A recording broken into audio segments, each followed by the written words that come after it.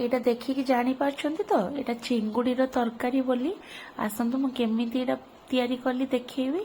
ये मु चिंगुड़ी को भलसे छड़ेकी धोई देकी लुण हल्दी गोलेकी रखीदेची। तापर ये गोटे कढ़ई नहीं जी आ तेल मु अलरेडी नहीं कि गरम कर सारे से चिंगुड़ी गुड़ा आगे भाजी नेबी। आउ मोर प्रोसेस आप फॉलो करेंगे देखिए।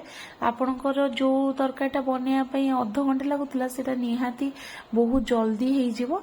ये मुझे देखो चिंगुड़ा को टे समय भाजी देली टे भजा हो गला काटिकी रखी आलू आ गोटे बिलाती नहीं से गुड़ा देदेली। तापर मु मसला जो बाटिकी रखी एटा मु अदा रसुण मसला करी माने अदा रसुण पियाज गोटा जीरा सुखिला लंका जी नॉर्मल माने मसला किछि भी एक्स्ट्रा मु देबिनी। गरम मसला लास्ट को दिया हबो गुंड किंतु एबे किछि भी एक्स्ट्रा जिनस देबिनी।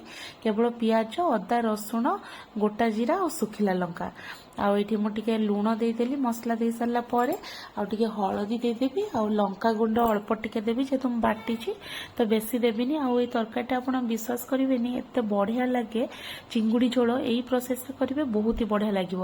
आउ बहुत लोग अच्छा चिंगुड़ी को आगे भाजिकी काढ़े पुणी मसला को कषिबे से पुणी आलू चिंगुड़ी पकईकि आउ थे कषिबे सेमती किसी भी झंझट दरकार नहीं। आजिकल तो समस्ते वर्किंग माने लेडी अच्छा सब बाहर काम करुच बिजी रोचंती तेणु एमती प्रोसेस करियो जेमती बहुत जल्दी आमर रोषेई हो। तो ये प्रोसेसटा आप ट्राए करंतु देखिए टेस्ट तो बहुत ही बढ़िया लगे माने बहुत भल लगे आप खाइले ही जानीपारे। मुझे एक्सप्लेन भी करि पारुनी। तो ये भल से गोले गोला कि टिके समय घोड़े की छाड़देवी जमती बिलाती गुड़ा नरम हो आलू गुड़ा भी सीझीज ता मझे आ मसला गुड़ा भी माने सीझीज तापर खाली टिके कषई देले आमर रेडी हो।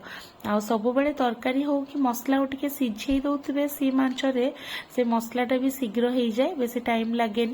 ये मु पानी देदेली गरम पानी तापरे तरकारी को भल से झोलटा को भल से पूरा गोलेकी टिके समय छाड़देवी एमती मोर माने झोलटा पूरा भल से ग्रेवी टाइप रो टिके पानी अच्छी भल से फुटे सारा पर आलू गुड़ा भी सीझी ये घोड़े देती टिके समय आलू सीझी नथिला बोली तो घोड़े सारिकी काढ़िला मोर आलू भी सीझी जाइए तरकारी भी बढ़िया से हो जाइए। पूरा पूरा माने एते टेस्ट बढ़िया लगे ना मुझे कहले भी आपण माने जानी परिबेनी जते पर्यंत आपण निजे न करी खाइचंती। तो ये देखो मोर चिंगड़ी झोल रेडी हो गला।